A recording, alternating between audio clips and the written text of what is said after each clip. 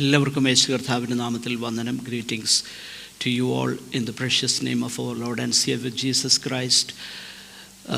ഈ രാത്രിയിൽ കർത്താവിൻ്റെ പാദപീഠത്തിൽ കടന്നു വന്ന എല്ലാവരെയും പ്രിയപ്പെട്ടവരാകുന്ന നിങ്ങളെ എല്ലാവരെയും ഓർത്ത് ദൈവത്തെ സ്തുതിക്കുന്നു.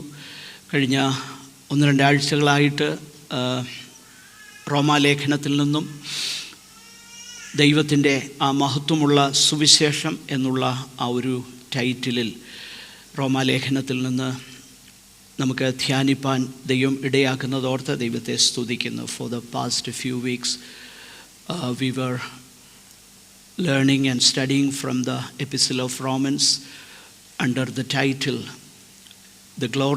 God's Glorious Gospel. And last week we were discussing chapter 1 verses 14 following.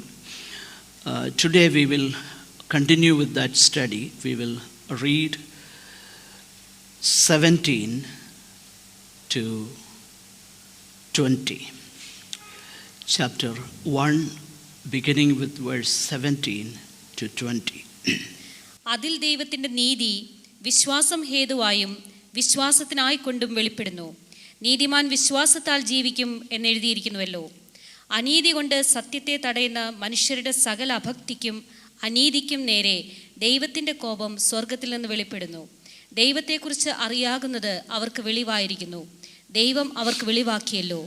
അവൻ്റെ നിത്യശക്തിയും ദിവ്യത്വവുമായി അവൻ്റെ അദൃശ്യ ലക്ഷണങ്ങൾ ലോക സൃഷ്ടി മുതൽ അവൻ്റെ പ്രവൃത്തികളാൽ ബുദ്ധിക്ക് തെളിവായി വെളിപ്പെട്ടു വരുന്നു. അവർക്ക് പ്രതിവാദമില്ലാതിരിക്കേണ്ടതിന് തന്നെ. അപ്പോസ്തലനായ പൗലോസ് റോമർക്ക് ലേഖനം എഴുതുമ്പോൾ പ്രാരംഭ വേദഭാഗത്ത് തന്നെ തൻ്റെ സുവിശേഷം അല്ലെങ്കിൽ ദൈവം തനിക്ക് പ്രകാശിപ്പിച്ചു കൊടുത്ത ആ സുവിശേഷം എന്താണെന്നുള്ള വളരെ ക്രമീകൃതമാകുന്ന വിശദീകരണമാണ് ഈ അധ്യായങ്ങളിൽ നമുക്ക് കാണാൻ തക്കവണ്ണം കഴിയുന്നത്. Paul writes about the gospel that was revealed to him by God, and it is a systematic exposition of the gospel of God as we read it in the Epistle of Romans. Last week we have seen Paul says he is so eager to preach the gospel, and he says, I am not ashamed of the gospel. കഴിഞ്ഞ ആഴ്ചയിൽ നമ്മൾ കണ്ട വിഷയം, റോമയിലുള്ള നിങ്ങളോടും ഞാൻ സുവിശേഷം അറിയിപ്പാൻ ഒരുങ്ങിയിരിക്കുന്നു, എനിക്ക് സുവിശേഷത്തെക്കുറിച്ച് ലജ്ജയില്ല. And Paul goes on to explain at least three reasons why here in these verses, why he is not ashamed of the gospel. Number one, he says, I am a debtor. We have seen that last week. 3 കാരണങ്ങൾ പൗലോസ് പറയുന്നു എന്തുകൊണ്ട് തനിക്ക് സുവിശേഷത്തെക്കുറിച്ച് ലജ്ജയില്ല. താൻ റോമയിൽ അല്ല എല്ലായിടത്തും സുവിശേഷം പ്രസംഗിപ്പാൻ താൻ ഒരുങ്ങിയിരിക്കുന്നു. അതിൻ്റെ കാരണം എന്താ? ഒന്നാമതായിട്ട് നമ്മൾ കണ്ടു, ഞാൻ ജ്ഞാനികൾക്കും ബർബരന്മാർക്കും കടക്കാരനായിരിക്കുന്നു. I am a debtor. നമ്മൾ കണ്ടു ഏത് നിലയിലാണ് പോൾ ഡെറ്ററായിരിക്കുന്നതെന്ന് നമ്മൾ ചിന്തിക്കുകയുണ്ടായി. അത് നിശ്ചയമായിട്ടും ദൈവം നമ്മെ ഏൽപ്പിച്ച അല്ലെ ദൈവം നമുക്ക് വെളിപ്പെടുത്തിയ ആ സുവിശേഷത്തിൻ്റെ പ്രകാശനം നമ്മൾ സ്വീകരിച്ചു, നമ്മളത് അനുഭവിക്കുന്നു. അത് മറ്റുള്ളവർക്ക് നമ്മുടെ മരണം വരെയും പകർന്നു കൊടുക്കുവാൻ അല്ലെ ആ സുവിശേഷത്തിൻ്റെ സാക്ഷ്യം വഹിക്കുവാൻ നമ്മൾ കടക്കാരാണ് എന്ന കാര്യം നമ്മൾ ചിന്തിക്കുകയുണ്ടായി. അത് കഴിഞ്ഞ ആഴ്ചയിൽ ഞാനത് ആ ഇല്ലസ്ട്രേഷനിൽ കൂടെ നിങ്ങൾക്ക് എക്സ്പ്ലെയിൻ ചെയ്ത് തന്നുവല്ലോ. So Paul says he had been entrusted with that treasure, or he is a steward of God's gospel, and he has been given the privilege of having that revelation. God himself, Christ himself revealed that to him, and until he dies, he says he will be a debtor, and therefore he is always witnessing to the gospel of the grace of God. That's what he says. And this debt is unending. ഇത് തീരുന്ന ഒരു കടമല്ല, നമ്മുടെ മരണം വരെയും നിലനിൽക്കുന്ന ഒരു കടമാണ് സുവിശേഷം. അതാണ് പോൾ പറയുന്നത്, ഐ എം എ ഡെറ്റർ. അത് കഴിഞ്ഞ ആഴ്ച നമ്മൾ last week we have seen. Secondly, he said, why I am not ashamed to preach the gospel. The second reason why he says, it is the power of God. That is the reason. രണ്ടാമതായിട്ട് പൗലോസ് പറഞ്ഞ കാര്യം, ഇത് ദൈവശക്തിയാണ്. എന്താണ് ആ ദൈവശക്തി? ആ ദൈവശക്തി എന്നുള്ളത് പിശാചിൻ്റെ അടിമത്വത്തിൽ നിന്നും ദൈവത്തിങ്കലേക്ക് തിരിക്കുന്ന ശക്തിയാണ്. So when the gospel is preached, Paul says it is the power of God. Why? Because every person is under the domain of sin and Satan. No amount of human wisdom or persuasion, any eloquence on the part of the preacher will do the work. Only the power of God that turns a sinner from the domain of darkness and Satan and opens his eyes to the glorious riches in Christ Jesus.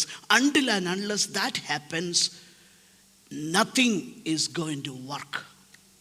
അതാ Paul പറഞ്ഞേ. അതായത് സുവിശേഷമെന്ന് അത് നമ്മൾ കഴിഞ്ഞ ആഴ്ചയിൽ ശ്രദ്ധിക്കുകയുണ്ടായി.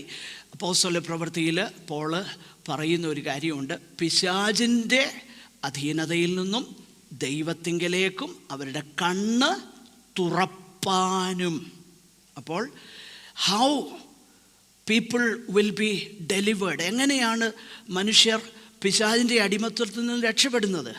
നമ്മുടെ eloquence കൊണ്ടല്ല, നമ്മുടെ കഴിവ് കൊണ്ടല്ല, പിന്നെയോ സുവിശേഷത്തിൽ അന്തർലീനമായിരിക്കുന്ന ദൈവശക്തി. അതാണ് സുവിശേഷത്തിൻ്റെ പവർ. അതുകൊണ്ടാണ് പോൾ പറയുന്നത്, ഞാൻ അഷെയിംഡ് അല്ല. കാരണം അതെൻ്റെ ശക്തി അല്ലല്ലോ. എനിക്ക് ദൈവം ഏൽപ്പിച്ച ആ ഒരു ട്രസ്റ്റ് ഞാൻ വിശ്വസ്തയോടെ നിർവഹിക്കുമ്പോൾ, it is God's work that a sinner turns from Satan or from sin to God. It is not our work. It is God, the Holy Spirit, God himself doing the work. And Paul, ഇത് പൗലോസ് നമ്മൾ കൊരിന്ത്യരുടെ 2-ാമത്തെ ലേഖനത്തിൽ പൗലോസ് പറയുന്നുണ്ട്. ഞാൻ കഴിഞ്ഞ ആ വേദഭാഗം ഒന്നുകൂടെ കാണിക്കാം. കാരണം കഴിഞ്ഞ ആഴ്ചയിൽ ഒരാളിനോട് പറഞ്ഞു ഒരു വലിയൊരു തെറ്റിദ്ധാരണ മാറിക്കിട്ടിയെന്ന്. അപ്പോൾ അതുകൊണ്ട് ആ വേദഭാഗം നിങ്ങളൊന്ന് ശ്രദ്ധിക്കണം. അവിടെ 2 Corinthians 4 chapter 4 and verse 4, 4:4.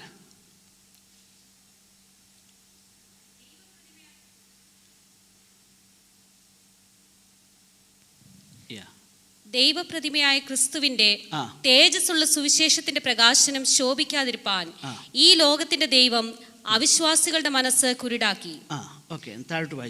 ഞങ്ങളെ തന്നെയല്ല, ക്രിസ്തുയേശുവിനെ കർത്താവെന്നും ഞങ്ങളെയോ യേശു നിമിത്തം നിങ്ങളുടെ ദാസന്മാരെന്നും അത്രേ ഞങ്ങൾ പ്രസംഗിക്കുന്നത്. ഇരുട്ടിൽ നിന്ന് വെളിച്ചം പ്രകാശിക്കണം എന്ന് അരുളി ചെയ്ത ദൈവം യേശുക്രിസ്തുവിന്റെ മുഖത്തിലുള്ള ദൈവ തേജസ്സിന്റെ പരിജ്ഞാനം വിളങ്ങിക്കേണ്ടതിന്. So this verse is very much similar to Genesis chapter 1. The creative work of God. ദൈവം എന്നാ അവിടെ പറഞ്ഞത്? Let there be light. ആ പവർ, ആ ശക്തി, അത് ദൈവം എന്ത് ചെയ്തു? അതേ നിലയിലാണ് ഞങ്ങളുടെ ഹൃദയങ്ങളിൽ പ്രകാശിച്ചു. യേശുക്രിസ്തുവിൻ്റെ മുഖത്തിലുള്ള ദൈവ തേജസ്സിൻ്റെ പരിജ്ഞാനം വിളങ്ങിക്കേണ്ടതിന് ഞങ്ങളുടെ ഹൃദയങ്ങളിൽ പ്രകാശിച്ചിരിക്കുന്നു. അടുത്ത വാക്യം. എങ്കിലും ഈ അത്യന്ത ശക്തി നോക്കുക. So this is the power of God. Gospel is the power of God. എങ്കിലും ഈ അത്യന്ത ശക്തി, ഏത് അത്യന്ത ശക്തി? യേശുക്രിസ്തു ഇരുട്ടിൽ നിന്ന് വെളിച്ചം പ്രകാശിക്കണമെന്ന് പറഞ്ഞ ദൈവം സുവിശേഷത്തിൻ്റെ പ്രസംഗത്തിലൂടെ ഞങ്ങളുടെ ഹൃദയത്തിൽ പ്രകാശിച്ചു. വെളിച്ചമുണ്ടാകട്ടെ എന്ന് ജനസിസിൽ 1-ാമത്തെ അധ്യായത്തിൽ പറഞ്ഞ അതേ ക്രിയേറ്റീവ് പവർ സംഭവിക്കുകയാണ് ഇവിടെ സുവിശേഷത്തിൽ. അതാ പോൾ പറയുന്നത്, ഈ അത്യന്ത ശക്തി. ഏത് ശക്തി? സുവിശേഷത്തിൽ വ്യാപരിക്കുന്ന ദൈവശക്തി. ആ ശക്തി ഞങ്ങളുടെ സ്വന്തമെന്നല്ല.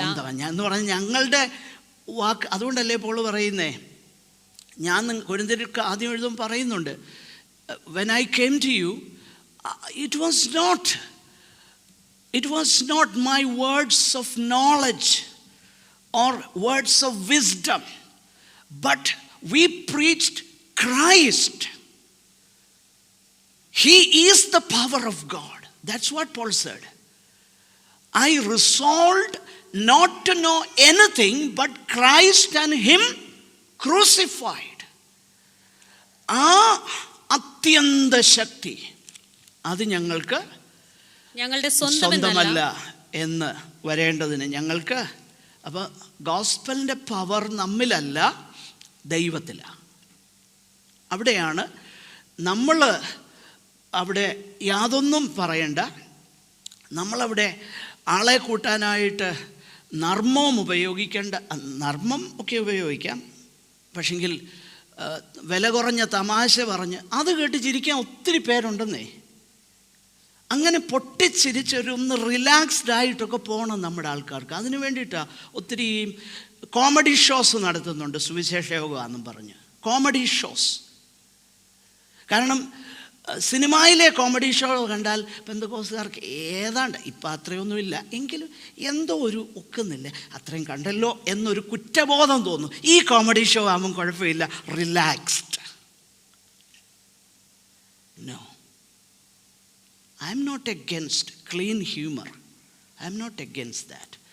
But നമ്മൾ മനസ്സിലാക്കണം, സുവിശേഷത്തിൻ്റെ ശക്തി എന്നുള്ളത് നമ്മുടെ ആരുടെയും കഴിവിലോ നമ്മളുടെ വാക്ചാതുര്യത്തിലോ നമ്മൾക്ക് ജനത്തെ പിടിച്ചിരുത്താൻ കഴിയുന്ന കഴിവിലോ ഒന്നുമല്ല. പോളതാ പറയുന്നത്, അത് ഞങ്ങൾക്ക് സ്വന്തമല്ല എന്ന് വരേണ്ടതിന് ഞങ്ങൾക്ക് ഈ മൺകൂടാരത്തിൽ അത് പകർന്നു. See, so Paul says it is the power of God. It is the power of God to what? Verse 16. സുവിശേഷത്തെക്കുറിച്ച് എനിക്ക് ലജ്ജയില്ല. വിശ്വസിക്കുന്ന ഏവനും, ആദ്യം യഹൂദനും പിന്നെ യവനനും, അത് രക്ഷയ്ക്കായി ദൈവശക്തിയാകുന്നുവല്ലോ. നോക്കുക, അപ്പോൾ എന്താണ് സുവിശേഷത്തിന്? ഇറ്റ് ഈസ് നോട്ട്, ആ പവർ സ്പെസിഫിക്കാണ് സുവിശേഷത്തിൻ്റെ പവർ. എന്ത് സ്പെസിഫിക്കാ? സാൽവേഷൻ സ്പെസിഫിക്കാ. നോക്കിയേ, പോൾ പറയുന്നത് ശ്രദ്ധിച്ചേ, നമ്മൾ മനസ്സിലാക്കണം. സുവിശേഷത്തിൻ്റെ പവർ സാൽവേഷനാണ്, കടബാധ്യത മാറ്റുകയല്ല സുവിശേഷം, പനി മാറ്റുന്നതല്ല. അപ്പം നിങ്ങൾ ചോദിക്കും, പനി മാറ്റുകയല്ലേ? മാറ്റുമല്ലോ, കർത്താവ് മാറ്റട്ടെ, ഇപ്പോഴും മാറ്റുന്നുണ്ടല്ലോ. ക്യാൻസർ മാറ്റുന്നുണ്ടല്ലോ സുവിശേഷം പ്രസംഗിക്കപ്പെടുമ്പം. അത് കർത്താവ് ചെയ്തോട്ടെ, അത് കർത്താവാണ് നിശ്ചയിക്കുന്നത്. പക്ഷെങ്കിൽ സുവിശേഷം സ്പെസിഫിക്കലി പോൾ പറയുന്നത് എന്താ? It is very specific. Yes, when the gospel is preached, God in His mercy heals the sick. No doubt about that. And what does it show? It shows now when the gospel is preached, the kingdom of God is here spiritually, but there is another aspect of the kingdom which is a literal kingdom, when even our fallen bodies will be fully restored.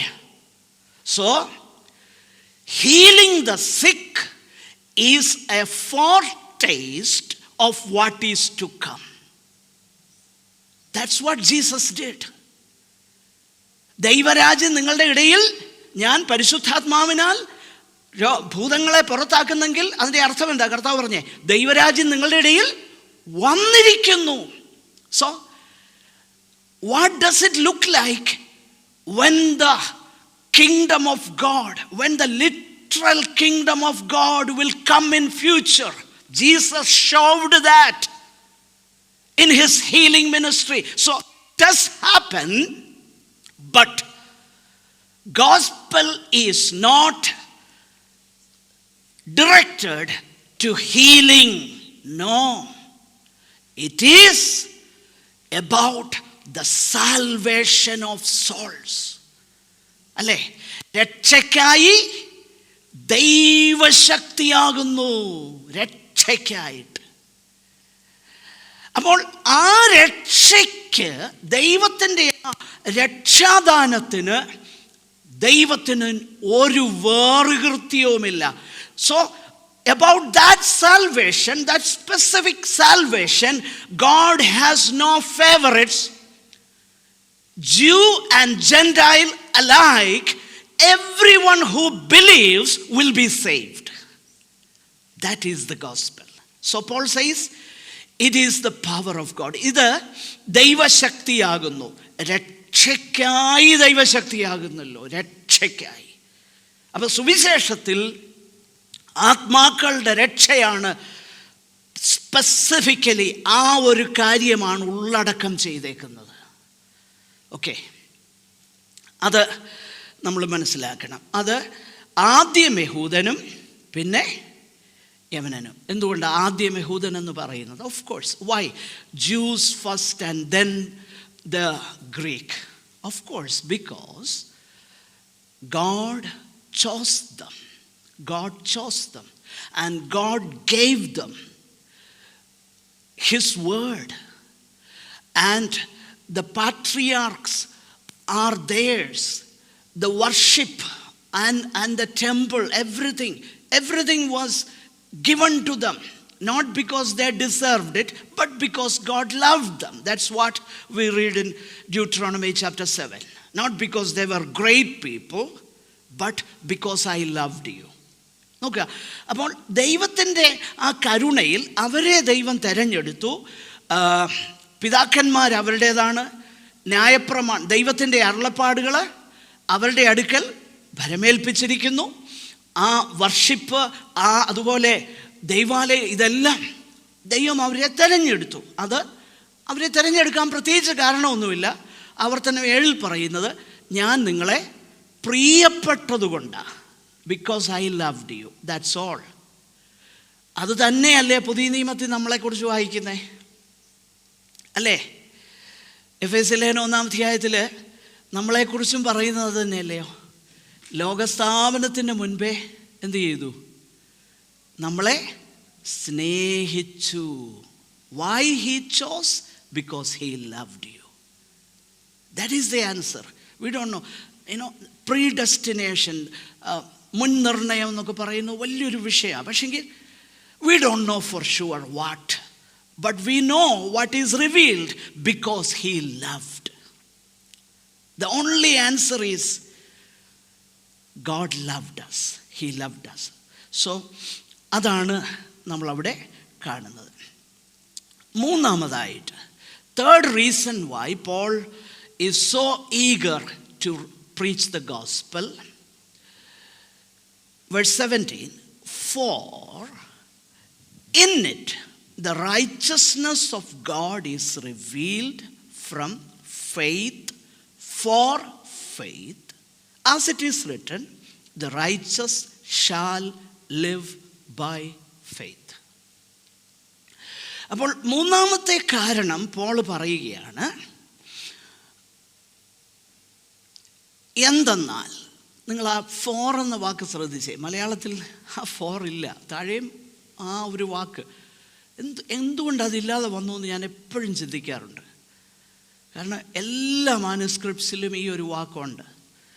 പിന്നെ എന്തുകൊണ്ട് മലയാളത്തിൽ വന്നില്ല എന്ന് ഞാൻ എപ്പോഴും ഓർക്കാറുണ്ട്. Anyway, പക്ഷേ ആ four എന്ന വാക്കൊന്ന് ശ്രദ്ധിച്ചേ. അപ്പോൾ 16-ാമത്തെ വാക്യത്തിൽ പറയാം, സുവിശേഷത്തെക്കുറിച്ച് എനിക്ക് ലജ്ജയില്ല. വിശ്വസിക്കുന്ന ഏവനും ആദ്യ യഹൂദനും പിന്നെ ഏവനും അത് രക്ഷയ്ക്കായി ദൈവശക്തിയാകുന്നല്ലോ. അടുത്തത് അതിൽ. അപ്പോൾ അതിനെ കണക്ട് ചെയ്യുന്നത് എന്തുകൊണ്ട് സുവിശേഷത്തെ, ആ ഒരു കണക്ഷൻ ശ്രദ്ധിക്കണം. എനിക്ക് സുവിശേഷത്തെ ഒന്നാമത് ഞാൻ കടക്കാരനാണെന്ന് പറഞ്ഞു, അടുത്തത് കണക്ട് ചെയ്തു, അത് രക്ഷയ്ക്കായിട്ട് ദൈവശക്തിയാണെന്ന് പറഞ്ഞു. എന്നിട്ട് എന്തുകൊണ്ടാണ് അത് രക്ഷയ്ക്കായിട്ട് ദൈവശക്തിയാകുന്നത്? അതിൻ്റെ കാരണം ഫോർ അതിൽ. എന്തെന്നാൽ അതിൽ സുവിശേഷത്തിൽ ദൈവത്തിൻ്റെ നീതി വെളിപ്പെടുന്നു.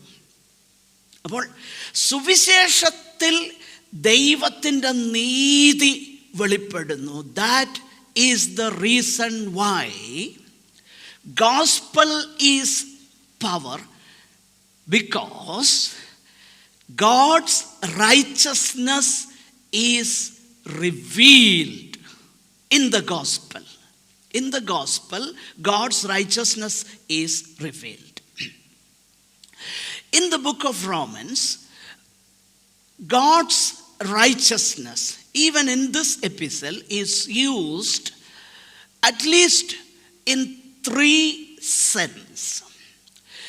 ഈ റോമാലേഖനത്തിൽ തന്നെ ദൈവത്തിൻ്റെ നീതി എന്ന് പറയുന്നത് 3 അർത്ഥതലങ്ങളിൽ ഉപയോഗിച്ചിട്ടുണ്ട്. Number 1, righteousness is a divine quality or attribute. നീതി എന്ന് പറയുന്നത് ദൈവത്തിൻ്റെ ഒരു സവിശേഷ ഗുണമാണ്. ദൈവം നീതിമാനാണ്. അത് ആ അർത്ഥത്തെ. അപ്പോൾ ദൈവത്തിൻ്റെ നീതി സുവിശേഷത്തിൽ വെളിപ്പെട്ടു എന്ന് പറയുമ്പോൾ എന്താണ് നീതി? ഒന്നാമത്തെ അർത്ഥം, God is righteous. And God's personal righteousness is supremely seen in the cross of Christ. ദൈവത്തിൻ്റെ ആ നീതി ഏറ്റവും പ്രകടമായി കാണുന്നത് യേശു കർത്താവിൻ്റെ ക്രൂശിലാണ്. When God presented him as a sacrifice of atonement, he did it to demonstrate his justice. Romans 3:25 and 3:26 ഒന്ന് വായിച്ചോളൂ. ദൈവം യേശു കർത്താവിനെ കാൽവറി ക്രൂശിൽ പ്രായശ്ചിത്തമായി അവിടുന്ന് മരിക്കുവാൻ വിട്ടപ്പോൾ, അല്ലെങ്കിൽ അതിനനുവദിച്ചപ്പോൾ, ദൈവത്തിൻ്റെ നീതിയെ പ്രദർശിപ്പിക്കുകയായിരുന്നു. 3:25 and 26. വിശ്വസിക്കുന്നവർക്ക് അവൻ തന്റെ രക്തം മൂലം പ്രായശ്ചിത്തമാകുവാൻ ദൈവം അവനെ പരസ്യമായി നിർത്തിയിരിക്കുന്നു. ദൈവം തന്റെ പൊറുമയിൽ മുൻകഴിഞ്ഞ പാപങ്ങളെ ശിക്ഷിക്കാതെ വിടുക നിമിത്തം തന്റെ നീതിയെ പ്രദർശിപ്പിക്കാൻ താൻ നീതിമാനും യേശുവിൽ വിശ്വസിക്കുന്നവനെ നീതീകരിക്കുന്നവനും ആകേണ്ടതിന് ഇക്കാലത്ത് തന്റെ നീതിയെ പ്രദർശിപ്പിക്കാൻ തന്നെ. Number 1 reason why Jesus died on the cross, according to Paul, is because God wanted to demonstrate that he is righteous and just. Why? ഇവിടെ നമ്മൾ ശ്രദ്ധിച്ചു നോക്കിക്കഴിഞ്ഞാൽ ദൈവം തൻ്റെ നീതിയെ പ്രദർശിപ്പിക്കാനാണ് യേശു കർത്താവിനെ ക്രൂശിൽ കൈവിട്ടതെന്ന്. അതിൻ്റെ കാരണം എന്താ? അതിൻ്റെ കാരണം സിമ്പിളാണ്. ഞാൻ പലപ്പോഴും വിശദീകരിച്ചിട്ടുണ്ട്. കാരണം പാപികളായ നമ്മളെ ദൈവം നീതീകരിച്ചാൽ ദൈവം ആരാകും? അനീതിയുള്ളവനാകും. അപ്പോൾ ഇവിടെ എന്തോ സംഭവിച്ചു? മുൻകഴിഞ്ഞ പാപങ്ങളെ ദൈവം ശിക്ഷിച്ചില്ലെന്ന്. God in his forbearance, ദൈവം തൻ്റെ ദീർഘക്ഷമയിൽ മുൻകഴിഞ്ഞ പാപങ്ങളെ ശിക്ഷിക്കാതെ വിട്ടു. കാരണം അത് ദൈവത്തിൻ്റെ നീതിക്ക് ചേരുന്നതല്ല. കാരണം പാപം ചെയ്യുന്ന ദേഹി എന്തേ ചെയ്തേ പറ്റൂ? മരിച്ചേ പറ്റൂ. പക്ഷേ ദൈവം എന്തോ ചെയ്തു? നമ്മളെ ശിക്ഷിച്ചില്ല. അപ്പോൾ പാപത്തിന് നമ്മെ ശിക്ഷിക്കാതെ നമ്മെ രക്ഷിക്കണമെങ്കിൽ ദൈവം തൻ്റെ നീതിയെ കോംപ്രമൈസ് ചെയ്യാതെ ദൈവത്തിന് നമ്മളെ രക്ഷിക്കണമെങ്കിൽ ഒരു വഴിയേ ഉള്ളൂ. അതപ്പോൾ there is only one way by which God can justify the ungodly. There is no other way, only Christ and his cross. So God is just and the justifier. God needs to be the justifier of the ungodly sinners, and at the same time he should be just. Otherwise he is not God. God can never be unjust. So what did God do? God sent his son. താൻ നീതിമാനും യേശുവിൽ വിശ്വസിക്കുന്നവനെ നീതീകരിക്കുന്നവനുമാകേണ്ടതിന് ഇക്കാലത്ത് തൻ്റെ നീതിയെ പ്രദർശിപ്പിക്കുവാൻ. So Paul is so convinced about the righteousness of God in salvation. Paul says, in saving sinners, Paul says God is just. പാപികളെ രക്ഷിക്കുന്നതിൽ ദൈവം നീതിയുള്ളവനാണ്. 2, ദൈവം ശിക്ഷ കൊടുക്കുമ്പോഴും ദൈവം നീതിയുള്ളവനാണ്. ഒരു വാക്യം ഒന്ന് വായിക്കുക. പാപികളെ രക്ഷിക്കുന്നതിൽ ദൈവം നീതിയുള്ള. God is just when he saves undeserving sinners. We have seen that in 3:25. And in 2:5, chapter 2 and verse 5, God punishing the sinners is absolutely consistent with his righteousness. Chapter 2 and verse 5. എന്നാൽ നിന്റെ കാഠിന്യത്താലും അനുതാപമില്ലാത്ത ഹൃദയത്താലും നീ ദൈവത്തിന്റെ നീതിയുള്ള വിധി വെളിപ്പെടുന്ന Copa ദിവസത്തേക്ക് നിനക്ക് തന്നെ കോപം ശേഖരിച്ചു വെക്കുന്നു. നോക്കുക, നീതിയുള്ള വിധി. Look at that. Of the righteous judgment of God. So God is just when he justifies the ungodly, and God is also just when he punishes the sinners on that day.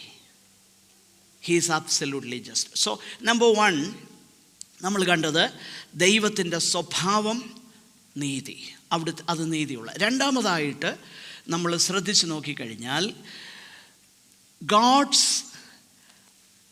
actions are just.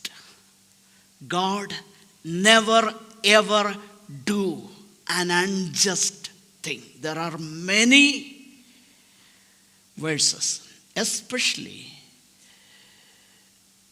in his salvation, in his saving sinners. Isaiah 46:13 and also Isaiah 45:21. നിങ്ങൾ വീട്ടിൽ പോയി വായിച്ചാൽ 46:13, 45:21 ഈ വേദഭാഗങ്ങളൊക്കെ നമ്മൾ ശ്രദ്ധിച്ച് നോക്കിക്കഴിഞ്ഞാൽ അവിടെ കാണാനായിട്ട് നമുക്ക് കഴിയുന്നുണ്ട്. ദൈവം രക്ഷകനെന്ന നിലയിൽ അവിടുന്ന് നമ്മെ രക്ഷിക്കുന്നതിൽ, അവിടുത്തെ പ്രവൃത്തിയിൽ ദൈവം നീതിമാനാണ്. ദൈവത്തിൻ്റെ സ്വഭാവത്തിൽ ദൈവത്തിൻ്റെ നീതി കാണാം, ദൈവത്തിൻ്റെ പ്രവൃത്തിയിലും ദൈവത്തിൻ്റെ നീതി കാണാം. മൂന്നാമതായിട്ട് ദൈവത്തിൻ്റെ നീതി എന്നുള്ളത് അവിടുത്തെ പുത്രനിൽ കൂടെ നമുക്ക് സൗജന്യമായി തന്ന ആ നീതി. എന്താണ് ആ നീതി? Romans 3:21.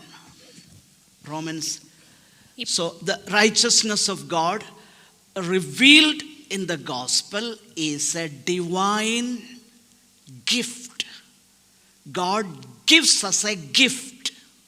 So we have seen, number one, God's attribute, he is righteous.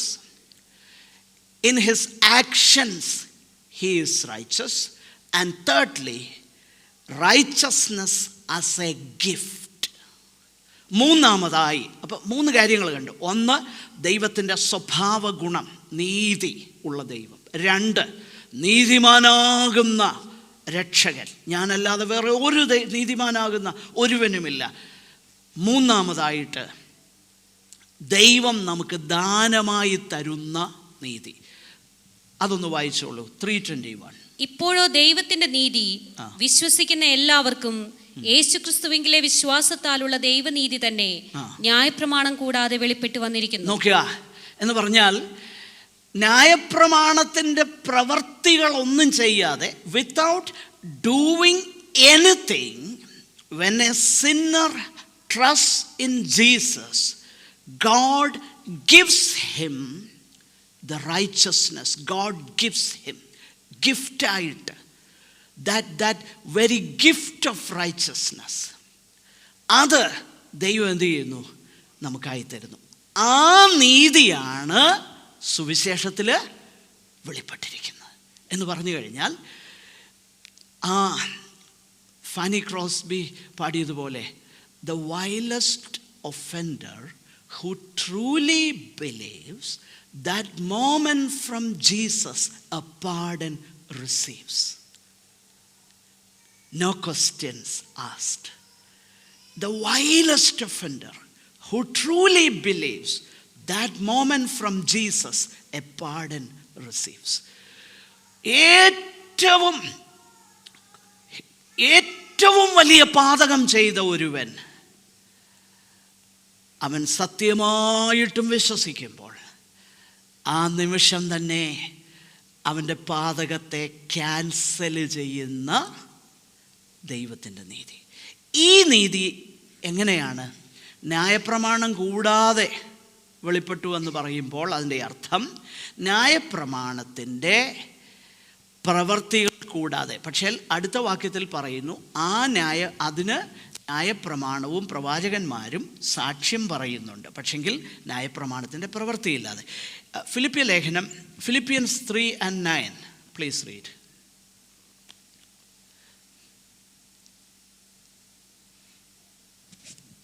ഞാൻ ക്രിസ്തുവിനെ നേടേണ്ടതിനും ന്യായപ്രമാണത്തിൽ നിന്നുള്ള എൻ്റെ സ്വന്തം നീതിയല്ല, ക്രിസ്തുവിലുള്ള വിശ്വാസം മൂലം ദൈവം വിശ്വസിക്കുന്നവർക്ക് നൽകുന്ന നീതി തന്നെ ലഭിച്ചു. Look at that. ഞാൻ ക്രിസ്തുവിനെ നേടേണ്ടതിനും ന്യായപ്രമാണത്തിൽ നിന്നുള്ള എൻ്റെ സ്വന്തം നീതിയല്ല, ക്രിസ്തുവിങ്കലുള്ള വിശ്വാസം മൂലം ദൈവം വിശ്വസിക്കുന്നവർക്ക് നൽകുന്ന നീതി. അപ്പോൾ എന്താ സംഭവിക്കുന്നത്?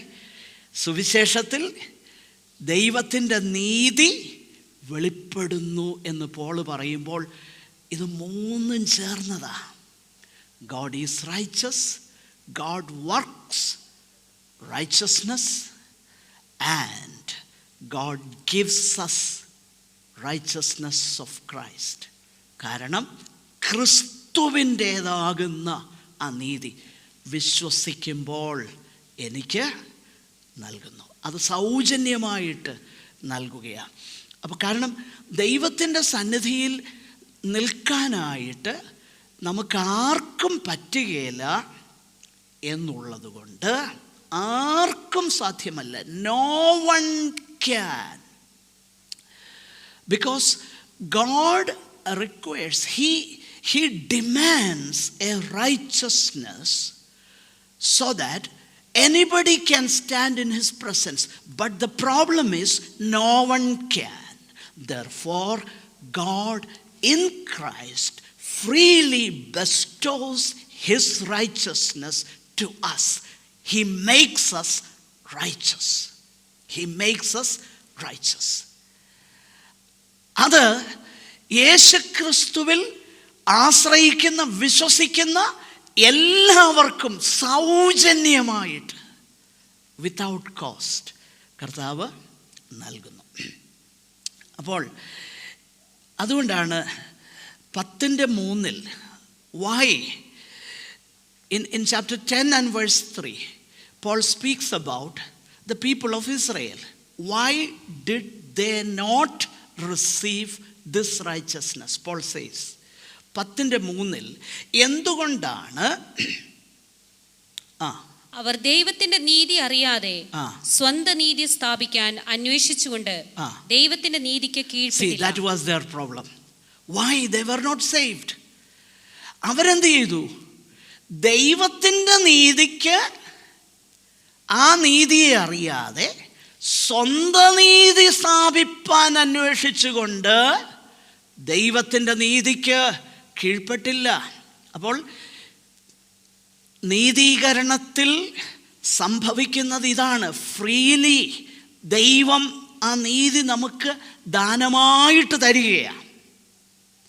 ഓക്കെ, അതുകൊണ്ടാണ് 5:17 chapter 5 and verse 17 it says കൃപയുടെയും നീതിദാനത്തിൻ്റെയും സമൃദ്ധി ലഭിക്കുന്നവർ യേശുക്രിസ്തു എന്ന ഏകൻ നിമിത്തം ഏറ്റവും അധികമായി ജീവനിൽ വാഴും. ആ 5th ചാപ്റ്ററിൽ ഈ നമ്മുടെ ഇടയിൽ ഇപ്പോഴും ഉണ്ട് ഈ യൂണിവേഴ്സലിസ്റ്റുകളുണ്ട്. എന്ന് പറഞ്ഞാൽ എല്ലാവരും അവസാനം രക്ഷിക്കപ്പെടും. കാരണം ആദാമിൽ എല്ലാവരും മരിച്ചു. പിന്നെ മോളി 5-ാമത്തെ അധ്യായത്തിൽ തന്നെ പറയുന്നത് ആദാമിൽ മരിച്ചു, ക്രിസ്തുവിലെല്ലാവരും നോക്കിക്കണ്ടോ, എല്ലാവരും മരിച്ചു, എല്ലാവരും. അതുകൊണ്ട് എല്ലാവരും അവസാനം സ്വർഗത്തിൽ പോകും, എല്ലാവരും രക്ഷിക്കപ്പെടും.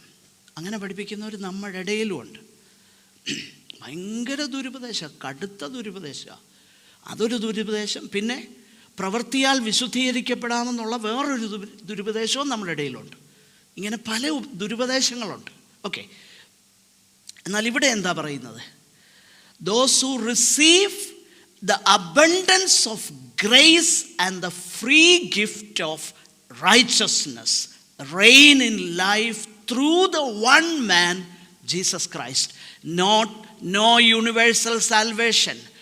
Only the people who received the abundance of grace and the free gift of righteousness of Christ will reign in life, not universal salvation. ഭൂമിയിലുള്ള എല്ലാവരും രക്ഷിക്കപ്പെടാൻ പോകുന്നില്ല. പക്ഷെങ്കിൽ കൃപയുടെയും നീതിദാനത്തിൻ്റെയും അപ്പോൾ ഇത് നീതി എന്നുള്ളത് ഒരു ഗിഫ്റ്റാണ്. ഈ ഒരു ഗിഫ്റ്റാണ് പോള് പറയുന്നത്. 2 Corinthians chapter 5 and verse 21. Just read that verse, please. 5:21.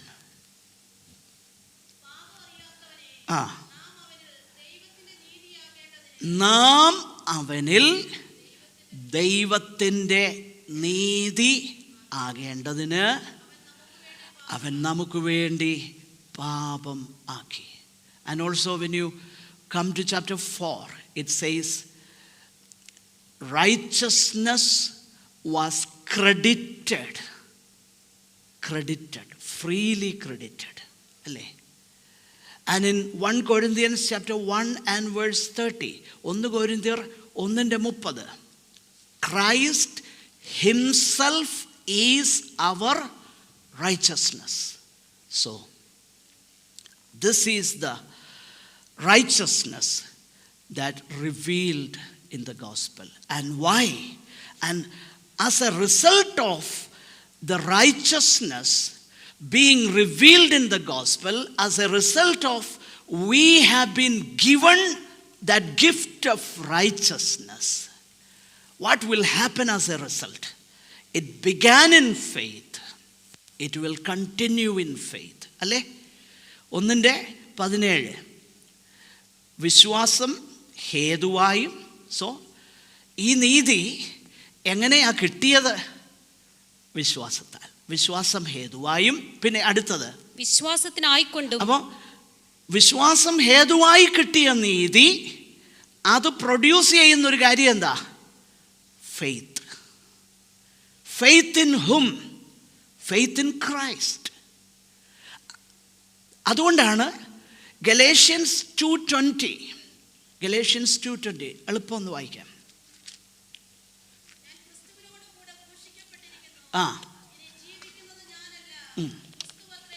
Okay, so it began in faith when we trusted Jesus. And therefore, Paul says, ഞാൻ ക്രിസ്തുവിനോടുകൂടെ ക്രൂശിക്കപ്പെട്ടിരിക്കുന്നു. ഇനി ജീവിക്കുന്നത് ഞാനല്ല, എൻ്റെ ജീവിതം. പിന്നെ എൻ്റെ ജീവിതം എങ്ങനെയാ? ഇപ്പം ഞാൻ ജഡത്തിലാണ് ജീവിക്കുന്നത്, കാര്യം ശരിയാ. പക്ഷെങ്കിൽ എങ്ങനെയാ ജീവിക്കുന്നത് ഞാൻ? ആ ആ ആ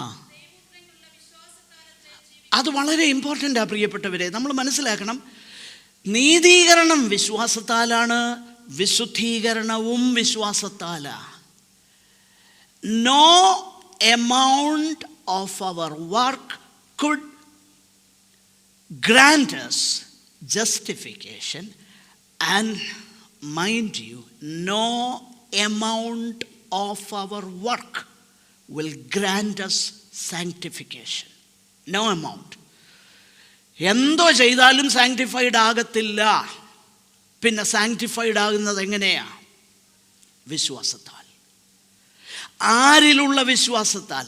ഞാൻ ഇപ്പം ജഡത്ത് ജീവിക്കുന്നു, പക്ഷേ ഇപ്പം ആര് ജീവിക്കുക? ക്രിസ്തു ജീവിക്കുക. കാരണം ഞാൻ ക്രിസ്തുവിനോടുകൂടെ മരിച്ചു. അപ്പോൾ വിശ്വാസം ഹേതുവായും വിശ്വാസത്തിനായിക്കൊണ്ടും വെളിപ്പെടുകയാണ് ക്രിസ്തീയ ജീവിതം. എൻ്റെ എഫേർട്ട് കൊണ്ടല്ല, പക്ഷെങ്കിൽ വിശ്വാസത്തിൽ തുടങ്ങുന്ന നീതീകരണം വിശുദ്ധീകരണത്തിൽ തുടർന്നിരിക്കും. Okay? If justification begins by faith, sanctification follows in faith. Why? Because I cannot be sanctified by my effort. Even if I do everything, nothing will satisfy God's holiness, God's righteousness. Then what is my hope? My hope is in Christ. I trust Him. I lean on Him. And I am led by the Spirit of the Lord, who gives me of my wrong ways. He leads me in paths of righteousness. അല്ലേ? പരിശുദ്ധാത്മാവ് എന്നെ എന്ത് ചെയ്യുന്നു? ആ നീതിയുള്ള വഴികളിൽ നടത്തുന്നു. പരിശുദ്ധാത്മാവിനോട് പാപത്തെക്കുറിച്ചുള്ള ബോധം തരുന്നു. തെറ്റായ വഴികളിലേക്ക് പോകുമ്പോൾ എന്നെ മടക്കി വരുത്തുന്നു. ബാലശിക്ഷയിൽ കൂടെ എന്നെ പാതയിലേക്ക് കൊണ്ടുവരുന്നു. അല്ലേ? Everything from start to finish by faith to faith. Why? As the scripture says, the just shall live by faith.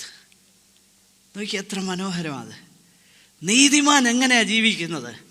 വിശ്വാസത്താൽ. അപ്പോൾ വിശ്വാസത്താൽ ജീവിക്കുമ്പം നമ്മൾ ചിന്തിക്കരുത്, വിശ്വാസ ജീവിതം എന്ന് പറഞ്ഞാൽ എൻ്റെ കയ്യിൽ നാളത്തേക്ക് എനിക്ക് പൈസ ഇല്ലായിരുന്നു, ഞാൻ വിശ്വസിച്ചു കർത്താവ്. അതൊക്കെ നമ്മുടെ ഈ ജീവിതത്തിന് ആവശ്യം. ശരിയാ നമ്മൾ കർത്താവിനെ ട്രസ്റ്റ് ചെയ്തു, കർത്താവ് പ്രൊവൈഡ് ചെയ്തു. പക്ഷെ അതല്ല വിശ്വാസം എന്ന് വേദപുസ്തകം പറയുന്നത്. വേദപുസ്തകം വിശ്വാസം എന്ന് പറയുന്നത് എന്താ? എൻ്റെ സാൽവേഷന് വേണ്ടി, എൻ്റെ നീതീകരണത്തിന് വേണ്ടി മാത്രമല്ല, എൻ്റെ വിശുദ്ധീകരണത്തിന് വേണ്ടിയിട്ടും ഞാൻ കർത്താവിൽ ആശ്രയിക്കുക. ആ ജീവിതത്തിൻ്റെ പേരാണ് വിശ്വാസ ജീവിതം എന്ന് പറഞ്ഞാൽ, പാപത്തിൻ്റെ അടിമത്വത്തിൽ ഞാൻ പോകാതെ ദൈവഭക്തിയോടെ എനിക്ക് ജീവിപ്പാൻ കഴിയുന്നത് വിശ്വാസത്താൽ മാത്രമേ പറ്റൂ. അല്ലാതെ ഞാൻ എത്ര ശ്രമിച്ചാലും പറ്റുകയില്ല. അതാണ് ഫ്രം ഫെയ്ത്ത് ടു ഫെയ്ത്ത്. എൻ്റെ നീതിമാൻ വിശ്വാസത്താൽ ജീവിക്കും. ഒരു കാര്യം കൂടെ പറഞ്ഞ് ഞാൻ I'll close. Okay. So, Paul says, this is what I'm doing. I'm not ashamed of the gospel. Number one, I'm a debtor. Number two, it is the power of God. Number three, God's righteousness is revealed in this gospel. Now,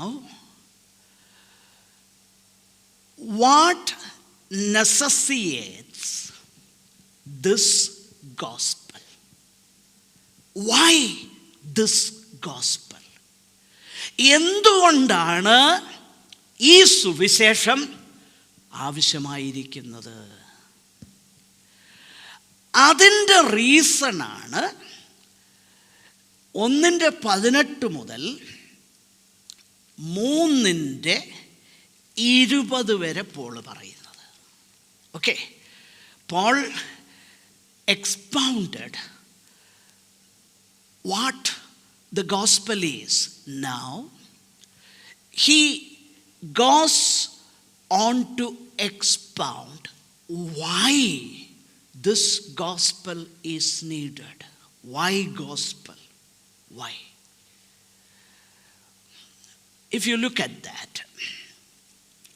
in verse 17 it says, God's righteousness is revealed in the gospel. But when you come to verse 18, it says, for the wrath of God is revealed from heaven. Okay? 17-ാം വാക്യത്തിൽ നമ്മൾ കണ്ടു, സുവിശേഷത്തിൽ ദൈവത്തിൻ്റെ നീതി വെളിപ്പെടുന്നു. 18-ാം വാക്യത്തിലേക്ക് വരുമ്പോൾ Paul പറയുകയാണ്, എന്തുകൊണ്ടെന്നാൽ ദൈവത്തിൻ്റെ കോപം സ്വർഗത്തിൽ നിന്ന് വെളിപ്പെടുകയാണ്. ഞാൻ ആ ഒരു കാര്യം മാത്രം പറഞ്ഞ് അവസാനിപ്പിക്കാം. If you look at this passage, chapter 1 verse 17, we read about God's gospel and God's righteousness revealed in it. Verse 17. And when you come to chapter 3 and verse 21, we again read, but now the righteousness of God has been manifested apart from the law. So, in 1:17 സുവിശേഷത്തിൽ ദൈവത്തിൻ്റെ നീതി വെളിപ്പെടുന്നു. 3:21 വരുമ്പോൾ പിന്നെയും പറയുകയാണ് ദൈവത്തിൻ്റെ നീതി വെളിപ്പെടുന്നു. എന്നാൽ ഈ രണ്ട് വേദഭാഗത്തിൻ്റെയും ഇടയിൽ എന്തുകൊണ്ടാണ് ദൈവത്തിൻ്റെ നീതി നമുക്ക് തരേണ്ടത്? അതാ പോൾ പറയുന്നത്. അത് പറയുമ്പോൾ അതിൻ്റെ ഇൻട്രൊഡക്ടറി പാർട്ടാണ് നമ്മളിവിടെ കാണുന്നത്. For the wrath of God is revealed. Okay. നമ്മളിങ്ങനെ അത് ചിന്തിക്കുക, ആ കണക്ഷൻ ഒന്ന് കാണണം. പോൾ പറയുക, Paul says, I am not ashamed of the gospel. Why not, Paul? Answer. Verse 16, because it is the power of God for salvation for everyone who believes. How so, Paul? എങ്ങനെയാ പൗലോസേ അത്? Verse 17, because in the gospel a righteousness from God is revealed. That is God's way of justifying sinners. Okay. അപ്പോൾ എന്തുകൊണ്ടാണ് എന്ന് ചോദിക്കുമ്പോൾ, എങ്ങനെയാണെന്ന് ചോദിക്കുമ്പോൾ അതിനകത്ത് ദൈവത്തിൻ്റെ നീതി വെളിപ്പെടുന്നു. 18-ാം വാക്യത്തിലേക്ക് വരുമ്പോൾ why it is necessary, Paul says, because the wrath of God is being revealed from heaven against all godlessness and wickedness of men who suppress the truth by their wickedness. In verses 19 to 20, how have people suppressed the truth? Paul says, what may be known about God is plain to them, For since the creation of the world, God's invisible qualities have been clearly seen. അപ്പോൾ Paul അതും ആ 4 കാര്യങ്ങൾ പറയാം. എന്തുകൊണ്ടാണ് ദൈവത്തിൻ്റെ സുവിശേഷത്തിൻ്റെ ആവശ്യകത? Paul പറയുന്നു, ദൈവത്തിൻ്റെ സുവിശേഷകത ആവശ്യമായിരിക്കുന്നത് ദൈവത്തിൻ്റെ കോപം വെളിപ്പെടുന്നത് കൊണ്ടാണ്. എന്തുകൊണ്ടാണ് ദൈവത്തിൻ്റെ കോപം വെളിപ്പെടുന്നത്? ദൈവത്തെക്കുറിച്ച് വെളിപ്പെടുത്തിയ ആ വെളിപ്പാടിനു തക്കവണ്ണം മനുഷ്യർ ജീവിച്ചില്ല. എന്താണ് ദൈവത്തെക്കുറിച്ചുള്ള വെളിപ്പാട്? പ്രകൃതിയിൽ ഉള്ള വെളിപ്പാടിനെ കുറിച്ചാണ് പോള് അവിടെ പറയുന്നത്. എന്നാൽ ഒറ്റ കാര്യം പറഞ്ഞ് ഞാൻ അവസാനിപ്പിക്കാം. നമുക്കെല്ലാവർക്കും ഒരു തെറ്റിദ്ധാരണയുണ്ട്. ഈ എന്താണ് ദൈവത്തിൻ്റെ കോപമെന്ന് പറഞ്ഞാൽ, ഒന്നാമത് നമ്മൾ മനസ്സിലാക്കേണ്ടത്, ദൈവത്തിൻ്റെ കോപമെന്ന് പറയുന്നത് അത് ദൈവത്തിൻ്റെ ഈഗോ ഹർട്ടാകുമ്പോൾ ഉണ്ടാകുന്ന സാധനമല്ല. നമ്മുടെയൊക്കെ കോപം അങ്ങനെ, നമ്മുടെയൊക്കെ ഈഗോ ഹർട്ടാകുമ്പോഴാണ് കോപം വരുന്നത്. എന്നാൽ ദൈവത്തിൻ്റെ കോപമെന്നുള്ളത് ഈവിളിനെതിരെയുള്ള നിരന്തരമായ ദൈവിക സവിശേഷതയാണ് ദൈവത്തിൻ്റെ കോപം. ആ കോപം ഞാൻ അടുത്ത ആഴ്ചയിൽ അല്പം കൂടെ അത് വിശദീകരിക്കാം. എന്നാൽ ഒറ്റ കാര്യം പറഞ്ഞ് ഞാൻ അവസാനിപ്പിക്കാം. ദൈവകോപം എന്ന് പറഞ്ഞാൽ സത്യത്തിൽ എന്താണ് ദൈവത്തിൻ്റെ കോപം എന്ന് പോൾ ഇവിടെ പറയുന്നത്? ദൈവത്തിൻ്റെ കോപം എന്ന് പറഞ്ഞാൽ നമ്മൾ ശ്രദ്ധിച്ച് നോക്കിക്കഴിഞ്ഞാൽ നമുക്കറിയാം, ദൈവത്തിൻ്റെ കോപത്തിൻ്റെ ഒരു ദിവസമുണ്ട് എന്ന് 2:5 പോള് പറയുന്നുണ്ട്. 2:5 ഒന്ന് വായിച്ചോളൂ. 2 വേഴ്സ്. എന്നാൽ നിന്റെ കാഠിന്യത്താലും അനുതാപമില്ലാത്ത ഹൃദയത്താലും നീ ദൈവത്തിന്റെ നീതിയുള്ള വിധി വെളിപ്പെടുന്ന കോപ ദിവസത്തേക്ക് നിനക്ക് തന്നെ കോപം ശേഖരിച്ചു വെക്കുന്നു. അപ്പോൾ നിശ്ചയമായിട്ടും ഒരു കോപ ദിവസം ഉണ്ട് എന്ന് പോൾ അവിടെ പറയുന്നു.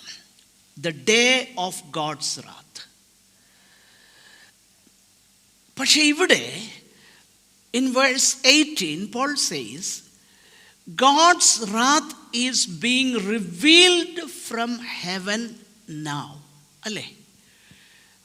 1:18 പോൾ പറയുന്ന ഒരു കാര്യം, ദൈവത്തിൻ്റെ കോപം സ്വർഗത്തിൽ നിന്ന് 1:18 chapter 1:18 അനീതി കൊണ്ട് സത്യത്തെ തടയുന്ന മനുഷ്യരുടെ സകല അഭക്തിക്കും ഡിസ്പ്ലേ ഒന്ന് കാണിക്കാൻ നന്നായിരിക്കും. Okay, 1:18. Okay, thank you. Okay, വായിച്ചു. മനുഷ്യരുടെ സകല അഭക്തിക്കും അനീതിക്കും നേരെ ദൈവത്തിന്റെ കോപം സ്വർഗത്തിൽ നിന്ന് വെളിപ്പെടുന്നു. അപ്പോൾ പൗലോസോട് പറയുന്നത്, കോപത്തിന്റെ ഒരു ദിവസം വരുന്നുണ്ട്.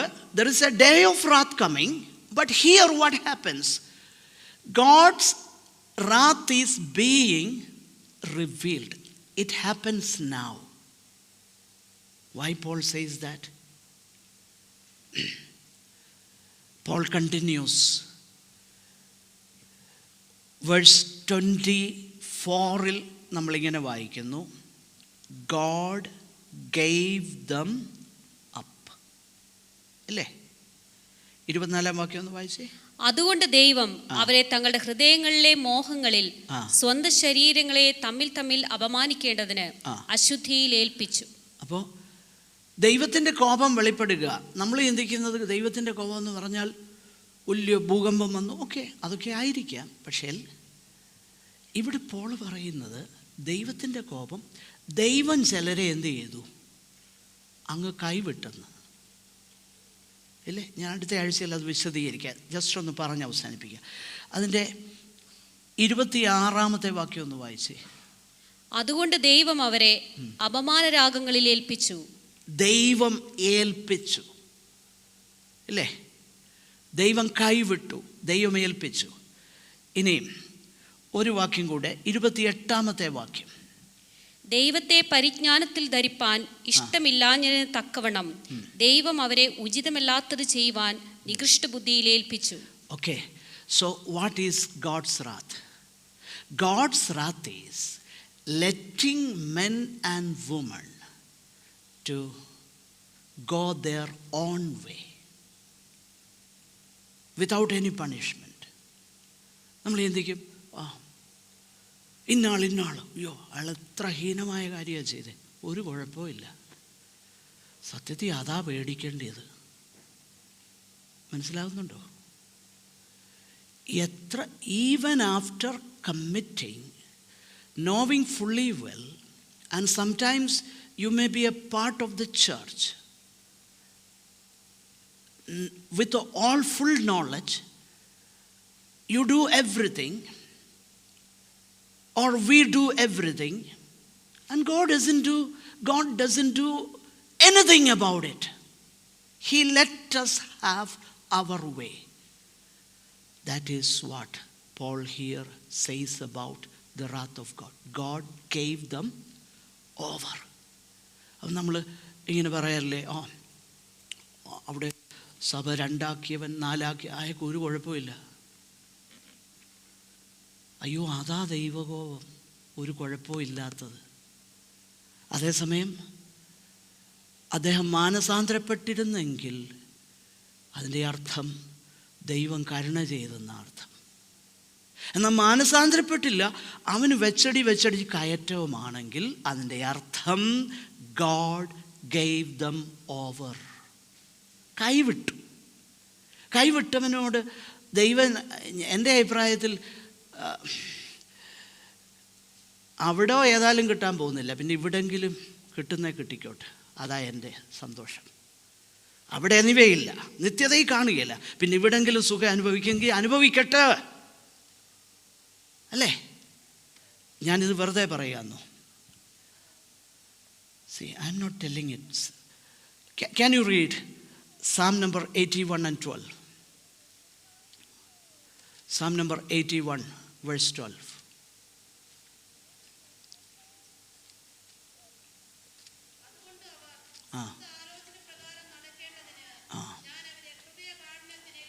See, look at that.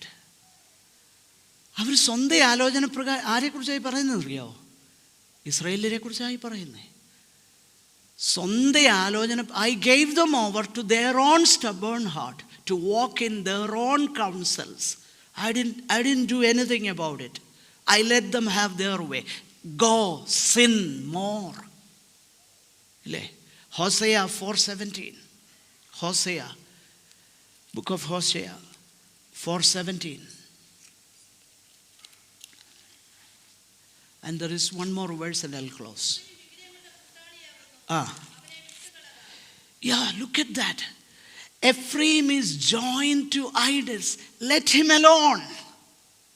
Let him have his way. And one more passage, Acts 7:42.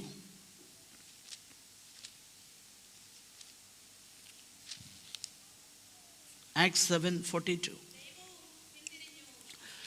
Look, ദൈവവും പിന്തിരിഞ്ഞു, ആകാശത്തിലെ സൈന്യത്തെ ആരാധിപ്പാൻ അവരെ കൈവിട്ടു.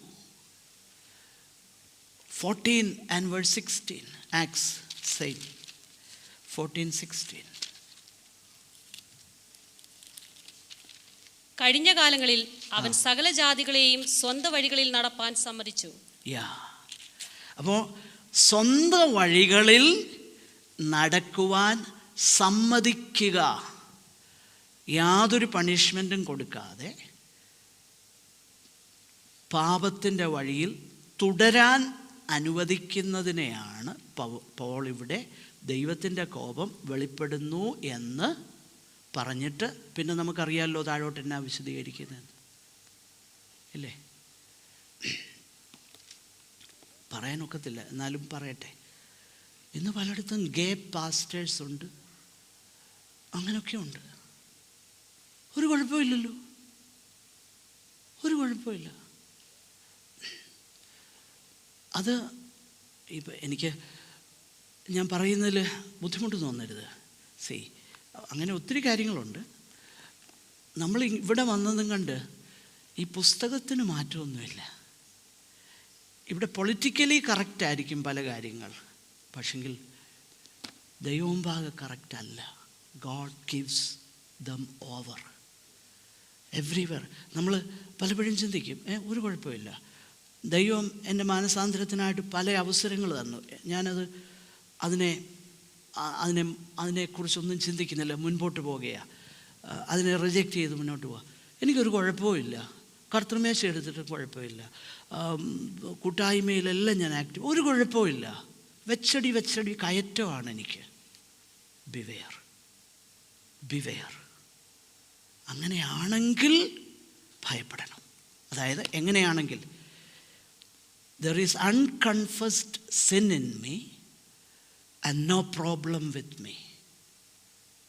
It is as though God approves me. Then I should fear. If God punishes me, if God chastises me, then I praise God for that. Hebrews chapter 12, അല്ലേ? അപ്പൻ ശിക്ഷിക്കാത്ത മകൻ എവിടെയുള്ളൂ? അങ്ങനെ ശിക്ഷ കിട്ടുന്നില്ലെങ്കിൽ നിങ്ങൾ ആരല്ല? മക്കളല്ല, ഇല്ലെജിറ്റിമേറ്റ് സൺസ് ആണെന്നാണ് പറയുന്നത്. So C, this is what, when God speaks to us very clearly, we need to submit ourselves. Lord, forgive me, cleanse me, wash me, do not let me have my way. കർത്താവേ, എനിക്ക് എൻ്റെ വഴിയിലേക്ക് എന്നെ വിടരുതേ, അങ്ങയുടെ വഴിയിലേക്ക് എന്നെ മടക്കി വരുത്തണമേ. കാരണം God gave them over. God's wrath is that. ദൈവത്തിൻ്റെ കോപം വെളിപ്പെടുന്നു. പ്രിയപ്പെട്ട, ആ ഒരു നോട്ടോടുകൂടി ഞാൻ അവസാനിപ്പിക്കട്ടെ. വരുന്ന ആഴ്ചയിൽ ദൈവം അനുവദിച്ചാൽ നമുക്ക് ചിന്തിക്കാം. കർത്താവ് നമ്മെ സഹായിക്കട്ടെ. നമുക്ക് പ്രാർത്ഥിക്കാം. സഹോദരന്മാരൊരാൾക്ക് പ്രിയാച്ചാൻ പ്രാർത്ഥിച്ച് ആശീർവാദത്തോടുകൂടെ മീറ്റിംഗ് അവസാനിപ്പിക്കും.